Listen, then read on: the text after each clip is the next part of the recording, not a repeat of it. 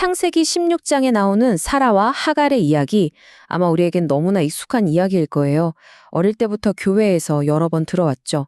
한 여인의 오랜 기다림, 질투, 그리고 또 다른 여인의 서러움과 교만, 이런 것들이 복잡하게 얽혀있는 아주 인간적인 갈등의 대표적인 예로 생각하곤 합니다. 그런데요, 우리가 가장 잘 안다고 생각하는 이야기 속에 어쩌면 우리가 놓치고 있던 아주 깊은 진실이 숨어 있을지도 모릅니다. 오늘 이 긴장감 넘치는 두 여인의 관계를 완전히 새로운 시각으로 함께 들여다보려고 합니다. 우리는 보통 이 이야기를 어떻게 이해하나요? 사라의 질투와 하갈의 교만이 꽝 하고 부딪힌 사건. 어떻게 보면 단순한 여인들의 기싸움 정도로 생각하는 경향이 있는 것 같아요. 하지만 정말 그렇게 간단한 문제였을까요? 오늘 이 시간은요, 겉으로 드러난 행동, 그 이면에 숨어있는 각 인물의 깊은 고통과 절망, 그리고 그들을 꽁꽁 묶고 있던 시대적인 압박은 무엇이었는지 함께 살펴보려 합니다. 사라와 하갈의 행동을 제대로 이해하려면요, 먼저 그들이 발딛고 살았던 그 세상 속으로 우리가 직접 들어가 볼 필요가 있어요. 그 시대의 문화, 그 시대의 법, 그리고 그 안에서 한 개인이 느꼈을 그 엄청난 무게감을 먼저 알아야 하거든요. 자, 지금부터 저와 함께 그들의 세상 속으로 한번 들어가 보시죠. 고대 사회에서 여성이 아이를 낳는다는 건요, 그냥 한 가정에 아이가 태어나는 것 그 이상의 의미였어요. 부족 전체의 번성과 직결되는 문제였거든요. 그리고 무엇보다 그것은 여성 자신의 사회적인 가치를 증명하는 거의 유일한 방법이었습니다. 이런 세상에서 아이를 낳지 못했던 사라가 겪었을 그 자존감의 추락, 주변의 따가운 시선들, 이건 우리가 지금 상상하는 것보다 훨씬 더 끔찍한 고통이었을 겁니다. 이게 그냥 분위기만 그랬던 게 아니에요. 실제로 아주 유명한 고대의 법전이죠. 함무라비 법전을 보면요, 자녀를 낳지 못하는 아내는 신부값에 해당하는 은을 주고 내보낼 수 있다는 조항이 떡하니 있었을 정도입니다. 당시 사회적인 압박이 얼마나 현실적인 위협이었는지를 아주 잘 보여주죠. 그러니까 사라는요, 아이를 낳지 못하면 언제든 버림받을 수 있다는 그런 끔찍한 불안감 속에서 하루하루를 살았던 거예요. 그런데 사라는 또 하나의 고통을 겪고 있었어요. 바로 세상에서 가장 가까워야 할 사람, 남편 아브라함의 태도 때문이었죠. 아브라함은요, 무려 2번이나 자기 목숨이 위험해지자 아내인 사라를 누이라고 속여서 그녀를 위험에 빠뜨렸어요. 심지어 나중에 하갈 문제로 사라가 너무 고통스러워하니까 뭐라고 하죠? 당신 여종이니까 당신 마음대로 하시오 하면서 책임을 피해버립니다. 훗날 라헬이라는 여인을 얻기 위해 14년 동안이나 헌신적으로 일했던 야곱의 모습과는 정말 너무나도 대조적이죠? 이런 남편의 차가운 태도가 사라의 마음을 더욱더 깊이 병들게 만들었을 겁니다.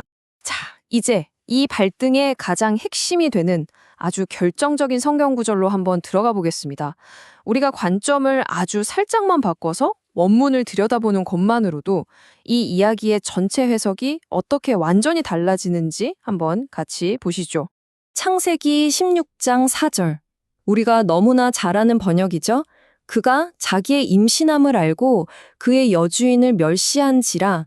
바로 이 멸시했다는 단어 하나 때문에 우리는 지금까지 모든 갈등의 시작이 하갈의 교만한 태도 때문이었다고 아주 굳게 믿어왔습니다. 그런데 말이죠, 여기서 정말 흥미로운 반전이 시작됩니다. 멸시하다라고 번역된 히브리어 원어 칼랄이라는 단어를 자세히 들여다보면요, 그 원래 뜻은 가벼워지다, 작아지다, 혹은 하찮아지다라는 의미에 훨씬 더 가깝습니다. 이게 왜 그렇게 중요하냐고요? 이 단어의 진짜 의미를 아는 순간 이 이야기 전체가 뒤바뀌거든요. 왜냐하면 이 구절은 하갈의 행동을 묘사하는 문장이 아니라 사라의 마음 상태를 서술하는 문장이기 때문이에요. 그렇다면 가벼워지고 작아진 주체는 하갈의 눈에 비친 사라가 아니라 바로 사라 자신이 되는 겁니다. 다시 말해서 하갈의 사라를 멸시했다는 뜻이 아니라 임신한 하갈을 바라본 사라가 자기 자신을 스스로 너무나 하찮게 여기게 되었다는 뜻으로 해석할 수 있는 거죠. 이건 하갈의 교만에 대한 이야기가 아니라 아이를 갖지 못하는 사라의 그 깊은 열등감과 자기 비하에 대한 너무나도 가슴 아픈 고백인 겁니다. 결국 이 자기 비하에 사로잡힌 사라의 학대를 견디지 못한 하갈은요, 임신한 몸으로 광야로 도망칩니다.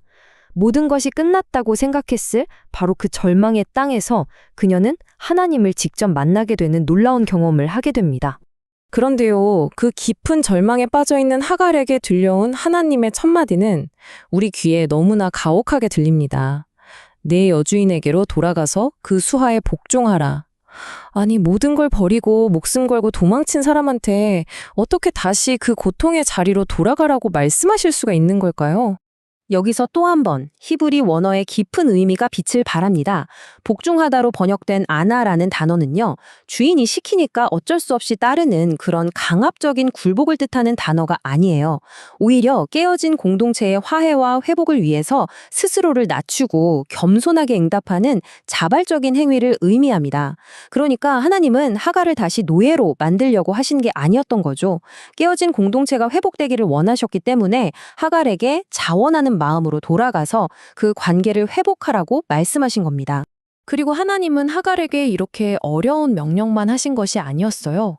그 명령과 함께 도망친 여종의 인생을 완전히 바꾸어 놓는 정말 놀랍고도 위대한 약속을 함께 주십니다.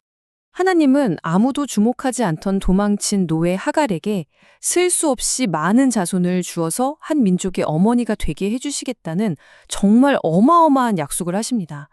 특히 태어날 아들의 이름을 이스마엘, 즉 하나님께서 들으신다라고 지으라고 하시면서 이는 여호와께서 내 고통을 들으셨음이니라 라고 말씀하세요. 너의 모든 신음소리, 너의 모든 아픔을 내가 다 듣고 있었다는 이것보다 더 크고 구체적인 위로가 어디 있을까요? 이 벅찬 위로와 약속 앞에서 하갈은요, 성경 역사상 최초로 인간이 하나님께 직접 이름을 붙여드리는 놀라운 행동을 합니다. 바로 엘로이, 나를 살피시는 하나님이라는 이름입니다. 이집트에서 온 여종, 아무도 나를 보지 않고 아무도 나를 알아주지 않는다고 생각했던 가장 깊은 절망의 순간에 온 우주를 만드신 창조주께서 나를 똑똑히 보고 계셨다는 위대한 신앙의 고백인 거죠. 그리고 하갈이 하나님을 만났던 바로 그 장소, 이름도 없던 광야의 우물은 그때부터 부엘라 헤로이, 즉 나를 살피시는 살아계신 이의 우물이라는 아주 특별한 이름을 갖게 됩니다. 한 개인의 고통이 하나님을 만나는 거룩한 장소가 되었고요. 하나님의 돌보심을 기억하는 영원한 기념비가 된 것입니다. 하갈의 이야기는 단순히 수천 년 전 고대의 이야기에 머무르지 않습니다. 혹시 지금 여러분의 삶이 아무도 알아주지 않는 캄캄한 광야를 홀로 걷고 있는 것처럼 느껴지십니까? 오늘 하갈의 신음소리를 들으시고 그녀를 찾아와 만나주셨던 그 엘보이의 하나님께서 바로 지금 당신의 고통 또한 똑똑히 듣고 계시고 당신을 아주 깊이 보고 계시다는 사실을 꼭 기억하시길 바랍니다.